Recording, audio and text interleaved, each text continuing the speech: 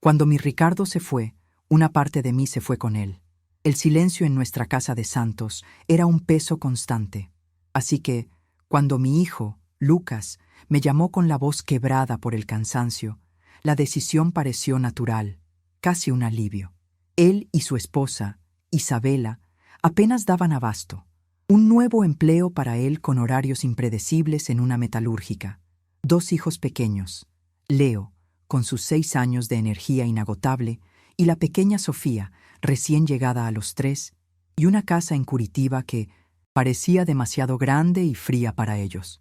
«Mamá, es solo por unos meses», dijo, «hasta que nos acomodemos». Yo, que tenía todo el tiempo del mundo, una energía reprimida por el luto y un corazón de madre que nunca se apaga, no lo pensé 2 veces. Hice las maletas, cerré con llave el apartamento con vistas al mar y me mudé a su cuarto de invitados. Eso fue hace 3 años. Al principio, la sensación de ser necesaria era un bálsamo. Mi rutina encontró un nuevo propósito. Me despertaba con el cielo aún gris de Curitiba, incluso antes que los pájaros, y el olor a café recién hecho que yo preparaba llenaba la casa. Preparaba las loncheras de Leo con notitas y dibujos. Me aseguraba de que la montaña de ropa estuviera siempre lavada y doblada, y preparaba cenas que, esperaba, calentaran no solo el estómago, sino también el alma de esa joven y abrumada familia. Mi jubilación, que Ricardo y yo habíamos planeado para viajes y pequeños lujos, fue redirigida. Sin hacer ruido, empecé a usarla para tapar los agujeros que sus sueldos no alcanzaban a cubrir. La compra del mes en el supermercado, que siempre parecía más grande, la factura de la luz que insistía en subir, las mensualidades de la natación de Leo y del ballet de Sofía. Lo pagaba todo, silenciosamente. «Esto es lo que hace la familia», me susurraba a mí misma, como un mantra para justificar mi presencia y mi sacrificio. Sin embargo, la gratitud tiene una vida útil corta. Con el paso de los meses y luego de los años, la melodía de la casa cambió. Los gracias se hicieron cada vez más raros. Luego se convirtieron en asentimientos de cabeza y finalmente desaparecieron en el aire, como el humo. Los favores que hacía con gusto se convirtieron en obligaciones silenciosas. Mi espacio, tanto físico como emocional, parecía encogerse cada día que pasaba. Isabela, que al principio insistía en mi compañía en el salón por la noche, empezó a asumir simplemente que me quedaría en mi cuarto. Mis nietos, la luz de mis ojos, empezaron a hablar con una frecuencia cada vez mayor de la abuela Claudia, la madre de Isabela, que vivía una vida glamurosa en Florianópolis y aparecía 2 veces al año, tratada como una reina en visita de estado, trayendo regalos caros y ninguna disposición para ayudar. Cuando intentaba contar una historia sobre el abuelo Ricardo, los ojos de los pequeños se desviaban hacia la televisión, o Isabela encontraba una excusa para interrumpir. Era como si mi historia, mi vida, fuera una emisora de radio antigua, con interferencias que ya nadie quería escuchar. Aún así, me quedé. Persistí. Seguí cocinando, ajustando el termostato que Isabela insistía en mantener en los gélidos 18 grados, aunque mis huesos protestaran contra el frío de Curitiba. Ignoré las miradas de desaprobación cuando el sonido de mi telenovela de las 8 se filtraba por debajo de la puerta de mi habitación. Me convencía de que era una mujer afortunada por poder ver crecer a mis nietos, que esta era la nueva etapa de mi vida. Ser el engranaje silencioso, la pieza útil, aunque no exactamente querida. La soledad dentro de una casa llena es, quizás, la más cruel de todas. Entonces, el martes pasado, la realidad, que yo había estado ignorando con tanto ahínco, me golpeó con la fuerza de un tren descarrilado. Estaba en el pequeño cuarto de servicio, que también servía de lavandería, doblando una montaña de calcetines diminutos, cuando entró Isabela. No encendió la luz, se quedó parada en la penumbra, sosteniendo el móvil como si fuera un escudo. «Elena», dijo, sin encontrar mis ojos en ningún momento. La formalidad de mi nombre ya fue una alarma. «Mis padres vienen a vivir aquí», parpadeé, con un calcetín del hombre araña de Leo todavía en la mano. Intenté sonreír. «Qué bien, Isabela. ¿Vienen a pasar las vacaciones de julio por adelantado?» «No», Su voz era monótona, ensayada. Vienen para quedarse, para siempre. La salud de mi padre no anda bien, necesitan apoyo. Y vamos a necesitar el espacio. Me reí. Una risa corta, incrédula, que salió sin permiso. Esperé a que ella me devolviera la sonrisa, que dijera que era una broma de pésimo gusto. Pero la sonrisa nunca llegó. Su rostro permaneció como una máscara de seriedad calculada, con los brazos cruzados sobre el pecho, en una postura defensiva. Tendrás que desocupar la habitación para fin de mes, concluyó, la frase cayendo en el aire pesado de la lavandería como una sentencia. Esta vez solté una carcajada sonora, histérica, que resonó en la pequeña estancia. No pude evitarlo. Era tan absurdo, tan cliché, una frase sacada de una comedia barata de televisión. Pero ella no se movió. Hablaba en serio. La risa murió en mi garganta, reemplazada por un hielo que comenzó a extenderse por mi pecho. Dejé los calcetines en la cesta, despacio, como si cada movimiento lento pudiera de alguna manera posponer lo inevitable. Pasé a su lado, sin decir una palabra, tragándome el nudo de dolor y humillación que se formaba. En el pasillo, mi mirada se sintió atraída por el portarretratos en la estantería. Era mi marco, una pieza de plata que me regalaron en mi boda. Pero la foto original, una imagen feliz de unas vacaciones en la playa con Ricardo, Lucas y un Leo todavía bebé, ya no estaba allí. En su lugar, una foto reciente de Lucas, Isabela y los niños, sonriendo a la cámara en un estudio profesional. La puerta del despacho, que estaba al lado de mi habitación, estaba entreabierta. Dentro, cajas de 1950, cartón apiladas. La mudanza de ellos ya había comenzado. Mi expulsión ya estaba en marcha, y yo era la última en saberlo. A la mañana siguiente, la farsa continuó. Isabela llamó suavemente a la puerta de mi habitación, como si yo fuera una invitada delicada. Entró con una sonrisa de plástico y un rotulador en la mano. «Hola, Elena. ¿Te importa empezar a empaquetar tus cosas no esenciales? Solo para ir haciendo sitio para mis padres. Pensé que el armario del despacho puede guardar algunas de tus cajas por ahora. No esenciales». Miré alrededor de mi habitación. Todo allí era mi vida. La colcha que yo misma bordé durante meses, la pequeña estantería de libros que Ricardo hizo para mí, incluso la lámpara de la mesita de noche que compramos juntos en una feria de antigüedades. Pero solo asentí con la voz atrapada en la garganta. Claro, sin problema. Esa tarde, mientras preparaba la cena, apareció en la cocina. «Ah, otra cosita rápida», empezó, casualmente. «Mi madre, Claudia, tiene una sinusitis terrible. Los olores fuertes le afectan. ¿Podrías, por favor, bajarle un poco al ajo y a la pimienta por un tiempo?» Seguí removiendo la olla, el sonido de la cuchara de madera raspando el fondo, resonando en el silencio de la cocina. «Claro», respondí, sin darme la vuelta.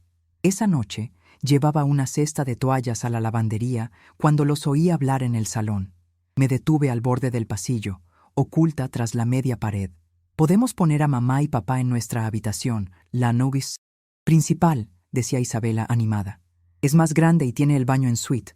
Nosotros nos quedamos con la de abajo, la que era de tu madre». «¿Y mi madre?» La voz de Lucas sonó baja, casi un susurro. Hubo una pausa, y entonces la voz de Isabela, práctica y fría como una hoja de bisturí. «Ah, ella se las arreglará. Es lista. Quizás los niños puedan compartir habitación un tiempo y convertimos su cuarto en el cuarto de Leo. O, no sé, puede encontrar un sitio pequeño para alquilar. No debe de ser tan caro». Lucas no respondió. Su silencio fue la puñalada final. Volví a mi cuarto, olvidando por completo las toallas. Sentí como si hubiera tragado cristales rotos. En los días siguientes, la casa se transformó sutilmente. En la despensa, el café fuerte que me gustaba desapareció, reemplazado por uno soluble sin sabor. Menos fruta fresca, más cajas de comida congelada y procesada. El termostato bajó a 17 grados y nadie me ofreció una manta extra. En la mesa del comedor, los sitios se reorganizaron. La silla de la abuela Claudia ya estaba puesta al lado de los niños, como esperándola. La mía quedó en un rincón, intacta. Los nietos dejaron de pedirme cuentos para dormir. Isabela dijo que ya eran mayores para eso. Empecé a pasar las noches sola en mi habitación, comiendo en una bandeja, viendo vídeos antiguos en la tablet con el volumen al mínimo. Adquirí la costumbre de caminar por la casa de madrugada, descalza y en silencio. Era el único momento en que sentía que el espacio todavía me pertenecía de alguna manera. Encendía la luz del porche, comprobaba las cerraduras, doblaba una manta olvidada en el sofá, pequeñas rutinas, como una memoria muscular de una vida que aún vivía, pero a la que ya no estaba invitada. Fue en esos paseos nocturnos cuando empecé a hacer un inventario mental, no solo de mis cosas, sino de todo lo que había contribuido a ese hogar. Y la rabia, una rabia fría y lúcida, comenzó a reemplazar al dolor. Mi mejor amiga, Laura, removía su té, con el ceño fruncido, observándome desde el otro lado de la mesa. Nuestro encuentro mensual en la pastelería del barrio era sagrado, pero esta vez el ambiente estaba cargado. Se lo había contado todo, en voz baja, casi sin emoción. «No te están echando, Elena», dijo finalmente, dejando la cuchara con un golpe seco en el platillo. «Ya te han borrado». Solté una risa débil, más aire que sonido. «Lo sé», murmuré, «pero oírlo en voz alta duele diferente». De vuelta en la casa silenciosa, abrí mi portátil y entré en mi cuenta bancaria.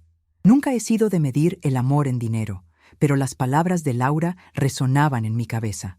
Con una determinación que me sorprendió, empecé a revisar los extractos, mes a mes, año a año, compras de supermercado, pagos automáticos de luz, agua, internet, transferencias directas a la cuenta de Lucas para extras, la reparación del coche, el viaje escolar, el regalo de cumpleaños de un amiguito. Abrí una hoja de cálculo. Al final, el número brillaba en la pantalla, parpadeando ante mí. 187.542,38 reales. Me recosté en la silla, con el número latiendo en mi mente. 187.000 reales. Dinero de mi jubilación, de mi seguridad, pesos silenciosos que mantuvieron a flote ese hogar sin un solo reconocimiento, sin una pizca de gratitud. Abrí un cajón y saqué una carpeta vieja. Dentro, los papeles que reuní años atrás, cuando pensé en comprar un pequeño apartamento en San José dos Pinhais, justo después de la muerte de Ricardo. Tenía la entrada lista, 50.000 reales. Estaba a días de firmar el contrato cuando Lucas llamó, llorando. La mensualidad de la guardería de los dos se había duplicado. Isabela estaba pensando en dejar el trabajo. Al día siguiente, le transferí todo el importe de la entrada a su cuenta. Lloró por teléfono. Prometió devolver cada céntimo.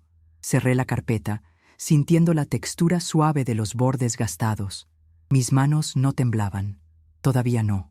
Pero algo dentro de mí había cambiado irrevocablemente. Ya no sé. Trataba de espacio, de alergias o de menús. Se trataba de ser útil hasta que dejé de serlo. Necesaria hasta que me volví un inconveniente. Cogí un bolígrafo y un bloc de notas. Escribí en letras grandes.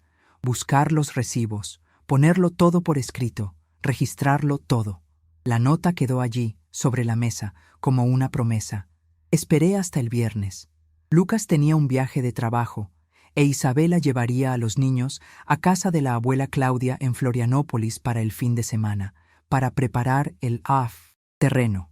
Eso me dio una ventana de oportunidad. 48 horas, suficiente. En cuanto su coche desapareció por la esquina, le mandé un mensaje a Laura. Es la hora. Llegó en 10 minutos, con su camioneta y una expresión de acero. Nos movimos con un silencio metódico, sin prisas, sin rabia, solo con una eficiencia quirúrgica. Empezamos por mi habitación, luego pasamos al salón. Enrollé la gran alfombra de pelo largo que compré para que los nietos pudieran jugar en el suelo sin pasar frío. Laura empaquetó los libros que yo les había comprado, deteniéndose al encontrar uno con una dedicatoria mía. Me lo pasó sin decir palabra. La cocina nos llevó más tiempo. Cada olla de triple fondo, cada utensilio de silicona, la batidora planetaria que compré para hacer tartas de cumpleaños, la cafetera de espresso. Todo fue empaquetado. Los armarios quedaron desoladoramente vacíos, con solo unas tazas desconchadas y un escurridor de pasta de plástico. Me llevé hasta la olla a presión. Sobre todo la olla a presión. Dejamos la mesa de comedor de 6 plazas para el final. La limpié una última vez antes de desmontar las extensiones. Laura negaba con la cabeza mientras trabajábamos. «Van a entrar aquí y pensar que ha pasado un huracán», dijo. «No», respondí con voz firme. «Van a entrar aquí y por fin verán el tamaño del agujero que mi presencia llenaba». Al mediodía del sábado, la camioneta estaba llena. Di una última vuelta por la casa, no con nostalgia, sino para asegurarme de que cada rincón que toqué estuviera ahora registrado y contabilizado. Entonces me senté en la encimera de la cocina y dejé una única hoja de papel donde seguramente la verían. La había impreso la noche anterior. No era una carta, era una factura, una lista detallada, artículo por artículo, de todo lo que había comprado para esa casa en los últimos 3 años, con fechas e importes. Al final, el total, 187.542,38 reales. Y debajo, una única frase que escribí a mano. Lo que pagué, me lo llevé. Lo que descartasteis, os lo podéis quedar. Sin firma, sin sentimentalismo. Solo la verdad. Laura y yo lo llevamos todo a un pequeño apartamento que había alquilado online en San José dos Piñais, usando mi apellido de soltera. Era un lugar sencillo, con un dormitorio y un salón, pero la cerradura se abrió con mi llave. El termostato respondió a mi tacto. El silencio me abrazó como un viejo amigo. Esa noche me preparé un té en mi propia taza, en una cocina que no me guardaba rencor, y empecé una nueva lista, cosas que no echaría de menos. La primera llamada de Isabela llegó el domingo por la noche, a las 21:13. Dejé que saltara el buzón de voz. Conocía ese tono, tenso e irritado. No dejó mensaje. La segunda llegó 20 minutos después. Esta vez sí lo dejó. «Elena, oye, ¿por casualidad cogiste más cosas de las que necesitabas? La nevera está prácticamente vacía. ¿De verdad te llevaste todas las ollas?» Para el mediodía del lunes había llamado 5 veces. La sexta llegó con un mensaje que empezó firme y se deshizo rápidamente. «Los niños están llorando porque no encuentran sus cereales y la cocina nueva no funciona bien. Lucas está intentando arreglarla, pero no es lo mismo. ¿Dónde está la olla a presión? ¿Te llevaste la lavadora? ¿En serio?» «Sí, me la llevé», pensé, mientras tomaba mi café en paz. A la 10ª llamada, el tono de rabia dio paso a otra cosa, algo parecido al pánico. «Mira, quizás no dije las cosas de la manera correcta. Estaba estresada. Mis padres ni siquiera están ayudando todavía. Solo traen más desorden. No quería que te sintieras rechazada». La 11ª llamada llegó después del anochecer. Su voz sonaba cansada, ronca. «Mamá, por favor, Lucas está pidiendo que vuelvas. Los niños preguntan por ti. No pensé que de verdad te irías». Vi apagarse la pantalla en la 12ª llamada y silencié el móvil. Me quedé de pie, frente a mi nueva ventana, mirando la calle tranquila de abajo. Ellos no me echaban de menos a mí. Echaban de menos lo que yo hacía. Y hay un universo de diferencia entre las dos cosas. A la semana siguiente, busqué una abogada, la doctora Méndez. Una mujer seria y directa que analizó mi hoja de cálculo y la carpeta de recibos con un asentimiento de cabeza. Sin un contrato, usted era, de hecho, una inquilina contribuyente. Tiene derechos. Podemos presentar una demanda de reembolso o puede dejarlo estar. La decisión es suya. Yo ya sabía la respuesta. No quería su dinero. Quería recuperar mi dignidad, la misma que ellos dieron por sentada. Esa noche escribí la última carta. Lucas e Isabela. Yo no solo viví en esa casa, invertí en ella. Mi tiempo, mi dinero, mi cuidado. Me tratasteis como un mueble útil, a ser descartado cuando apareció uno más nuevo y deseado. No me fui por rencor. Me fui porque recordé quién era yo antes de convertirme solo en la madre de Lucas o la abuela de Leo y Sofía. No perdisteis solo una cocinera, una niñera y una limpiadora. Perdisteis a una madre. Ese es un coste que no aparece en ningún extracto bancario, pero que, con el tiempo, sentiréis en el silencio de la casa. Elena. Doblé el papel, lo metí en un sobre y lo envié al día siguiente, sin remite. Al volver, encontré un trozo de bizcocho de maíz en mi puerta, con una nota. Bienvenida, soy doña Alice, del 302. Tomamos café entre vecinos los jueves. Anímate. Sonreí. Por primera vez en mucho tiempo, una sonrisa genuina. Abrí la puerta y entré en mi espacio. Mi casa, mi paz. Unos días después llegó un sobre, grueso por correo. Dentro, un dibujo en un folio, con una casita con la chimenea torcida y 3 monigotes delante. Yo y 2 niños pequeños. Arriba, en letras desiguales y de colores, estaba escrito: La casa de la abuelena. Presioné el papel contra mi pecho, sintiendo una mezcla de dolor y dulzura. Después, pegué el dibujo en la puerta de mi nevera con un imán. Ya no tenía un comedor formal, ni una habitación principal, ni un pasillo con fotos familiares, pero me tenía a mí misma. Y, por primera vez en 3 largos años, eso era más que suficiente. Si esta historia te tocó de alguna manera, no te vayas sin suscribirte al canal. Vienen muchas más. Historias reales de resiliencia, giros inesperados y fuerza interior. Dale like al video, compártelo con alguien que necesite escuchar esto y deja un comentario contándonos cómo te hizo sentir. Tu apoyo ayuda a que este contenido llegue a más personas que necesitan la fuerza para volver a levantarse.